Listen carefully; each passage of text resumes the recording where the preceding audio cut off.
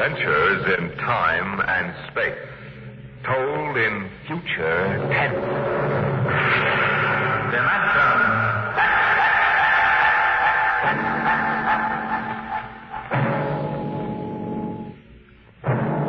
The National Broadcasting Company, in cooperation with Street and Smith, publishers of astounding science fiction, bring you Dimension X.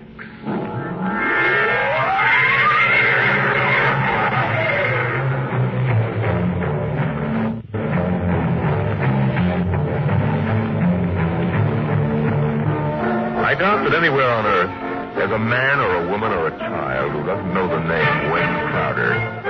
I doubt whether there's a human being who hasn't at one time or another used one of the Crowder products, the can opener or the razor blade, or the patented tooth powder dispenser, or the Crowder improved slideless fastener.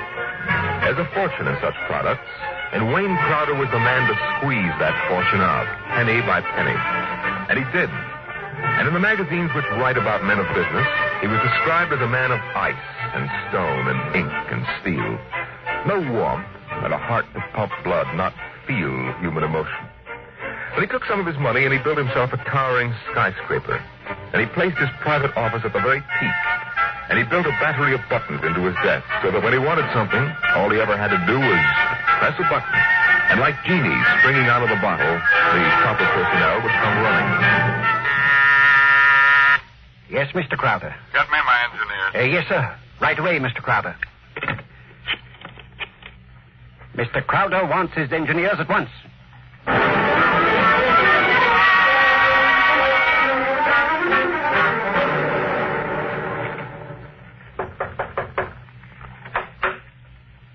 Here are your engineers, sir. All right, close the door and get out. Now, gentlemen, sit down. Gentlemen, I hired you because you're the best engineers I was able to find. They tell me you can do anything. They tell me if there's a scientific fact known in the world, even if it was discovered 6 hours ago, you gentlemen are up on it. All right, I want to put that to work. Gentlemen, I want you to build me a spaceship. What? A spaceship, sir? That's right.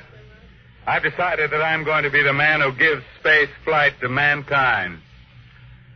Any questions? Well, I don't know, sir. We can design such a ship. That part's not too hard. The basic blueprint has been in existence for many years. The submarine is the model for the shape and the form, but... Yes?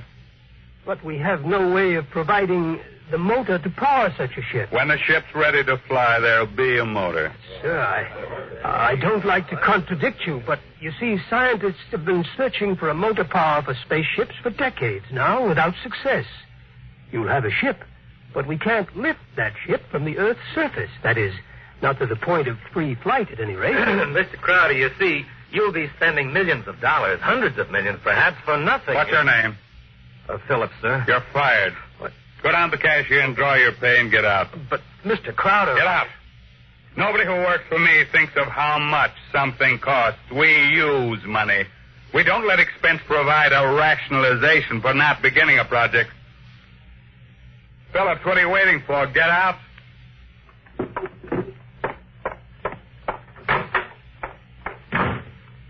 Gentlemen, any other comments? The ship will be built, of course, Mr. Crowder, but the fact still remains. We can't power it. You design the ship. I'll find the motor for you. Where, sir? That's a fair question. The answer is, I don't know. But somewhere in the world, there's a man who does know the secret. Long before Henry Ford, there was Leonardo da Vinci. And long before him, there was Archimedes. And long before him, there was some Stone Age genius who invented the wheel when the only thing the mob could conceive was dragging things around on their backs. I want that motor. And I'll root out the man who has the theory which will let us build it. I'll find him. Money will be available to him, an organization, my backing, and we'll get what we want. You're going to be plagued with a host of crackpots, sir. Obviously. So it's going to be your job to separate the wheat from the chaff. But anyone who shows up with a promising idea, no matter how fantastic it sounds, is going to have a chance to show what it can do. How quickly do you want this done, sir? Yesterday. Yes, sir. Anything you need. Well, Mr. Crowder, we'll need construction yards, sir, and certain machinery and a great many materials, of course. A labor force. Get them. Send me the bills. I don't want to be bothered with minor details. Yes, sir. One more thing, sir. Phillips. Yes? We need him, sir. He's a top man on electronics. He's a vital cog in our team. I don't want Phillips working for me. That's clear, I hope. Who else in the country knows what he does? Not one in this country, sir. There's a man in Asia, though. Get him. We've tried before, Mr. Crowder. He's working on an important project for his country. I'm not concerned with details. Now get that man, pay him what he wants, but get him. Sir, you don't understand. I understand, ma'am. If this man quits his job, that whole project will collapse. It means the welfare of many people, millions of people in his country. And he has a high sense of patriotism. By that sense of patriotism. Now, that's all. I don't want to see you again until you have a report of work in progress. Yes, sir.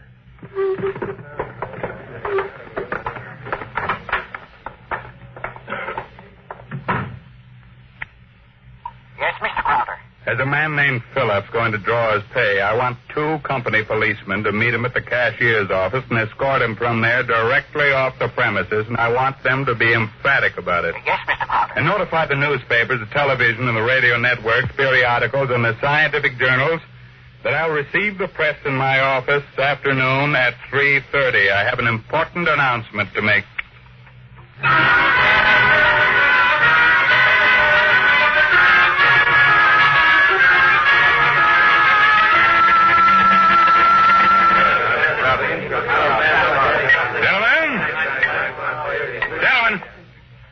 You can finish your drinks later. Gentlemen of the press and ladies, it's my pleasure to be able to tell you that I'm in the process of constructing a spaceship. Any questions? Did you say a spaceship? That's right. That's what I thought you said.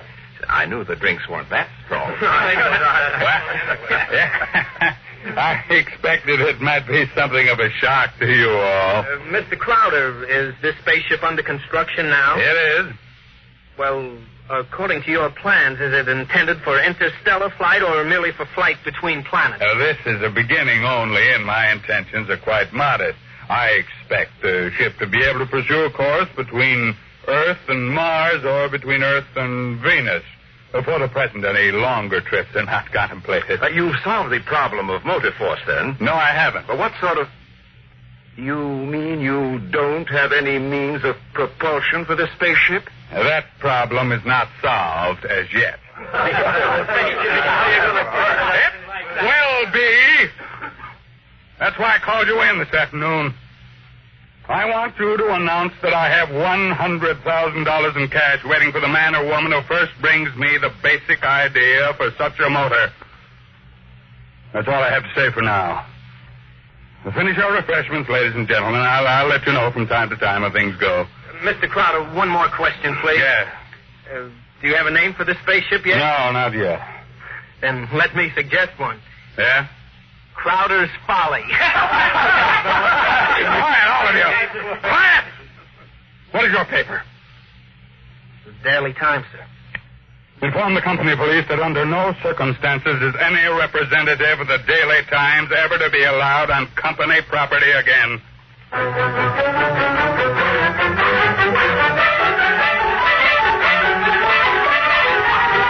Wayne Crowder is offering $100,000 to any inventor who can produce an engine capable of driving a spaceship.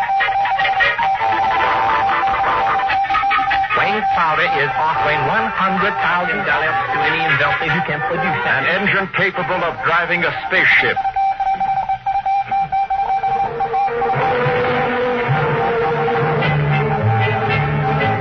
It was Crowder's Folly, but the word of what he wanted circulated to the far corners of the globe, and it was known in the white ice block huts of the Eskimos and in the grass-thatched villages of Central Africa, as well as places less remote. And the Crowder office became the Mecca and the heaven for the lunatic fringe of humanity. Their blueprints and scale models clogged its corridors, and more applicants came to the great skyscraper. Well, I told you, don't want these people in my office till they're screened. Now, get out! Get out!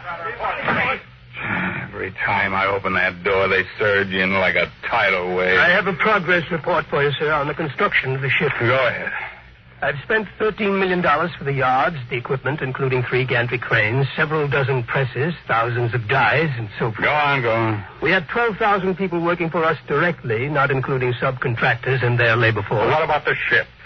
Mr. Crowder, the ship is finished as far as we can go. Certain additional construction cannot be done now because it depends on the shape and the mass of the engine, on the type of fuel, on the weight of that fuel. I see. All right, lay off everybody we don't need. I've ordered that, sir. Mr. Crowder, is it possible that no one will turn up with a motor? That's the one thing that's not possible. He will come. Money and determination will buy anything. Now close the door on your way out. Yes.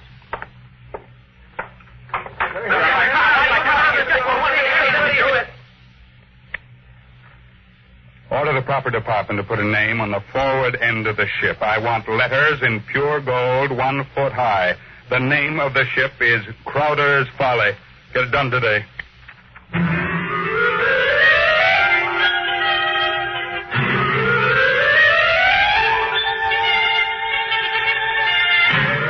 The sun rose in the morning and glinted rose on the silver sheen of the hollow ship's skin. The sun set at night and glinted rose on the silver sheen of the hollow ship's skin. The golden letters on the prow held out the fury of Crowder for the world to see. A staff of 50 was employed as time went on in taking rust-preventive measures to ensure the ship's well-being. In a year, the first experiment seemed ready to bear fruit, and a test was held. The atomic fission motor. In exactly 45 seconds now, we'll hold the test, Mr. Crowder. The actual trial of the motor is taking place 3 miles from here. Now, this dial here registers the nucleonic activity. And this dial, right here, is thrust. Over here, this dial is a measure of the effectiveness of the shielding in terms of outside radioactivity. That sound you hear is our generators right here, building up power to supply the motor by remote control. Now, if this needle goes around to the part of the dial marked in red, there will be an explosion. Are there any questions, sir? Proceed with the test. Watch the needle, sir. 8,000. 8,500. 9,000. 10. 11. 12. 15. That's an overload now, sir. 18. 20. I don't know how much more it can stand, sir. Huh? What happened? Your generator blew out. What kind of... I beg your pardon, sir. The motor blew up. What are you talking about? I'd hear something. You see, sir, it takes a while for the vibrations of an explosion to travel 3 miles and then reach through 15 feet of concrete. I see. Well, there are other experiments in progress. Let me know when they're ready for testing. Yes, sir. Mr. Crowder, the inventor of that motor had to be with it, of course, during the tests, but he has, that is, he had a family. The fool knew what he was doing. He understood the danger. Now line up those experiments and don't turn anyone away if he seems to have the remotest possibility of success. Now, I'm telling you, my man will come. Money and determination will buy anything.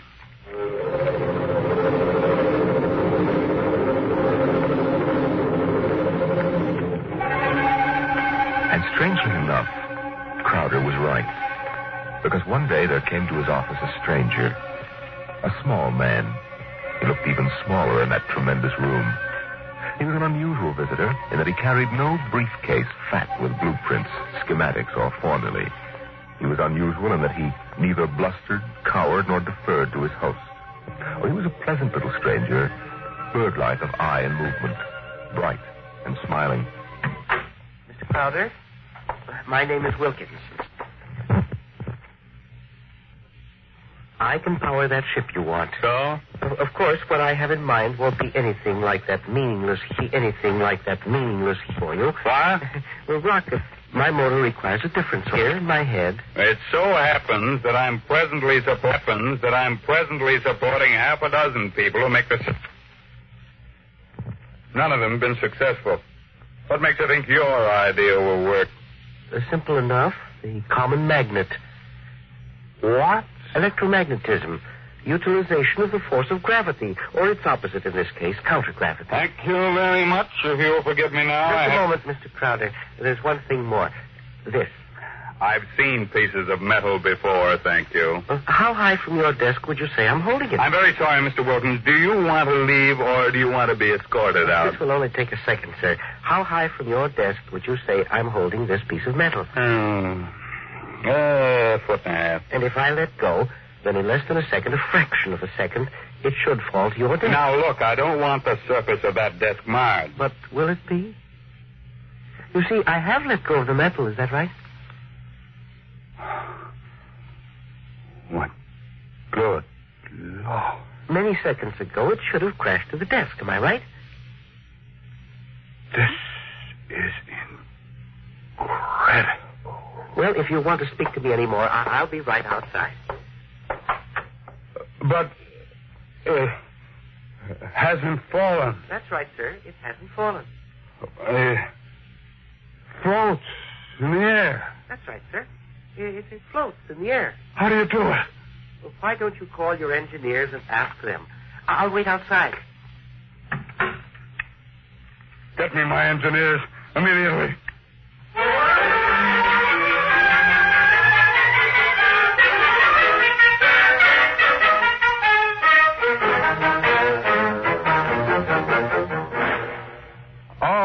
Right, Mr. Wilkins, you're quite right. This piece of metal is apparently counter-gravity. My engineers can give me no explanation. Thank you, sir. What do you want?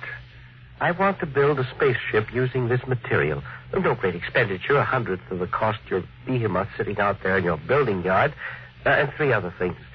Workshop, expert mechanical assistance, and an answer to one question. What is the question? Why do you want so much to build this ship? Frankly, because I love power. Because I'm ambitious. I want to be the master, not only of one world, but of worlds. That's an honest answer. And that's as far as your thinking goes. What else is there? But there's my answer. I want to leave this planet and go to Mars. Because there are strange wonders there. Because there will be scarlet sunsets over barren wastes. And in the star-strewn night, the thin, cold air of a dying world stirring in restless sighs across the valleys of the dry canals. You may laugh out loud if you wish, Mr. Crowder. I prefer that to the peculiar repressed smile you're exhibiting now. You're a very lucky man, Mr. Wilkins, to have scientific talent, because your talents as a poet are inferior and very sentimental. Well, all right. You're a sentimentalist and I'm a man of logic. No matter. We can work together, you and I. Your workshop will be ready by morning. If you need money or materials or personnel, just tell my engineers. You'll get it, or I'll know the reason why. That's all. Thank you, sir.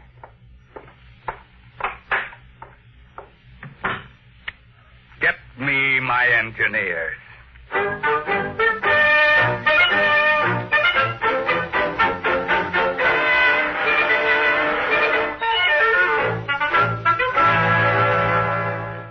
Yes, Mr. Crowder. Now, we have 50 men working on preserving that useless hulk out there in the construction yards. Lay them off. Now, how many others? But the ship will deteriorate if we do that, sir. Let it rot. Lay them off. Yes.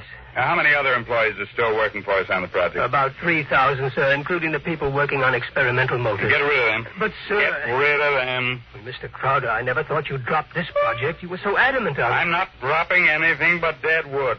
Well, you saw what Wilkins had to offer. He's my man, and the rest is junk. Mr. Crowder, he might fail. We ought to have a minimum of protection against... I say he won't fail. Yes. You just lay everybody off that isn't needed. Give him 2 weeks' pay and my thanks for a thankless job well done, that's all. Yes, sir. I'll get it done, sir.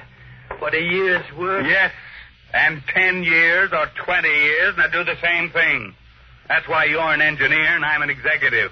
That's why you work for me, because when I have to, I can be ruthless with my own mistakes. What are you waiting for? I was just thinking, Mr. Crowder, What would happen to me if my usefulness to you were over? I've worked for you for 30 years now. Just don't give me any occasion to consider your usefulness terminated. That oughtn't be too hard. Yes. What? Nothing, sir. I'll make the arrangements at once.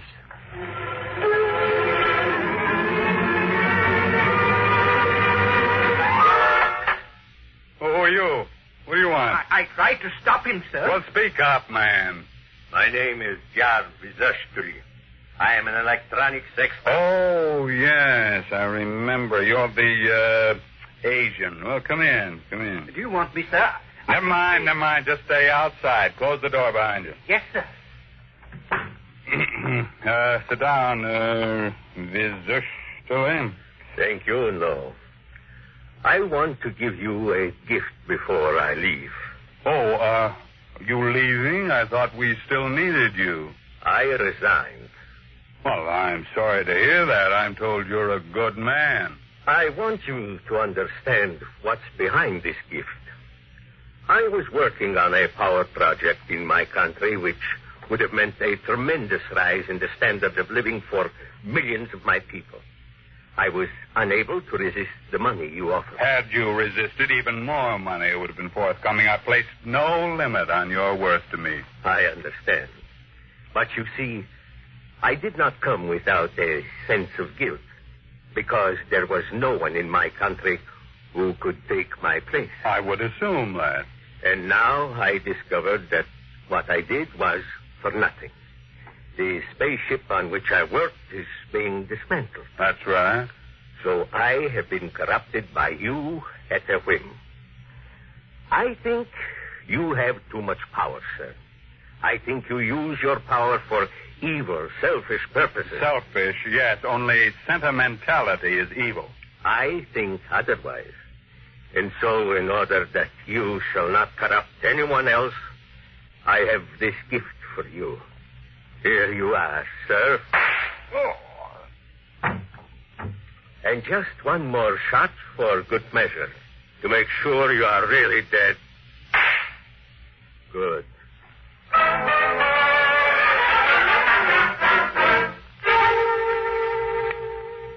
There's a man on his way out by the name of Jarvis Ushtali, an engineer. He's not to be molested. He probably won't stop the cashier, so I want a check for 6 months' salary in advance mailed to his home address. The man showed a certain quality of ruthlessness which is deserving of recognition. And have the chief of the company police bring me a new bulletproof vest. This one seems to have been dented in 2 places.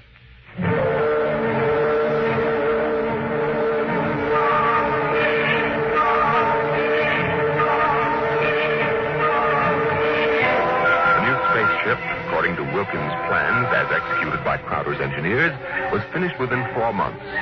It was small. It was shaped like a disc. It gleamed brightly, even in the smoky haze of an October sunset. Inside, Crowder and Mr. Wilkins, in a small cubicle at the heart of the machine, were surrounded by many instruments of a complicated nature. Outside, huge crowds gathered to witness the test. They stirred and murmured, waiting restlessly, as inside the control room of the craft, Wilkins installed the final secret part he had not revealed to those who built his driving apparatus. Well, Wilkins, what's holding us up? Nothing now. Or sentiment, perhaps. What? A wish to look once more on Earth's familiar scenes. Here, now the screening is removed. Look at the people out there. Never mind looking out there. Let's leave that thing closed. You're a sentimental fool. Or are you afraid? Or did you decide at that last minute that your invention won't work? It will work. Oh, sit down, Mr. Crowder. Do me a favor. When I press this button, will you please press the button on the arm of the chair you're seated on? I'll tell you when. Turn on your motor. I want to hear its roar and feel its tug as we cut loose from Earth's gravity and fly outward into space. That might be a moment in which I'd share your sentimentality. Press your button now, sir. Thank you. This is all hoax. I'm beginning to distrust you, Wilkins. When are we going to take off? You said at 5 sharp, and it's 2 minutes after 5 now. Well, do we move or don't we? Mr. Crowder, we're already moving. The button you pushed was to nullify the effects of acceleration. If you don't mind, I'd like to open the screen again. Now, if you care to look for yourself. Wilkins, we're in space. Look down at Earth. How far we've come. Why, it's no bigger than a toy balloon. A dime. A firefly. Man, Wilkins, you've done it. Yes. I swore to be the first man to conquer space, and I've done it. It's a triumph of power and ambition. And sentiment. No blast sentiment. Your maudlin dreaming would have died unborn except for me. I made this possible, Wilkins. Don't ever forget that. My capital, my forcefulness, my will. Look out there. Space. Stars that never were seen from Earth. But this is only the beginning. We'll build a larger model. One great enough to hold 100 men, 1,000, and cargo besides. I'm the master of the planets. Wilkins, turn back now. No. What? I said turn back. No. We've proved the ship can fly. Now turn back. I want to start work at once in preparation for the long flights to come. Not so. We will go on. What are you doing, defying me? Are you crazy? I'll break your puny little body into pieces. Mr. Crowder, can you control this ship? Would you like to be stranded out here in space? Just adrift in space without control? Would you like that? Turn back. No. You're crazy. You're crazy. Crazy? No. Sentimental? Yes. Your money and ambition paved the way, that's true. But sentiment was the vital factor that sent me to you. You'll forgive me if I remove these primitive clothes. Who are you? Well, it's all right, Mr. Crowder. There is no need to be so terrified because you've had your first close look at a Martian going home.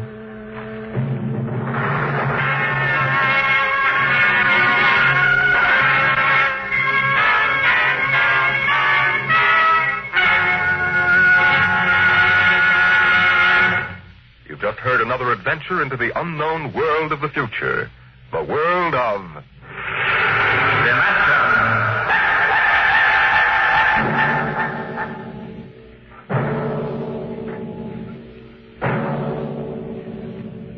A private detective receives many strange assignments, but none has ever received one quite like that given to the investigator we're going to tell you about next week, as we bring you from the pages of the September issue of Astounding Science Fiction, Untitled Story.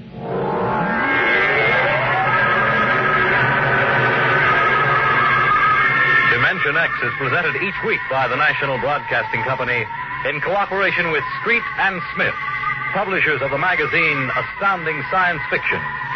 Today, Dimension X has presented The Vital Factor, written for radio by Howard Rodman from the story by Nelson Bond. Featured in the cast were Raymond Edward Johnson as Crowder, John McGovern as the engineer, and Louis Van Ruten as the Martian. Your host was Norman Rose. Music by Albert Berman. Dimension X is produced by William Welch and directed by Fred Way. Dragnet, the story of your police force, is next on NBC.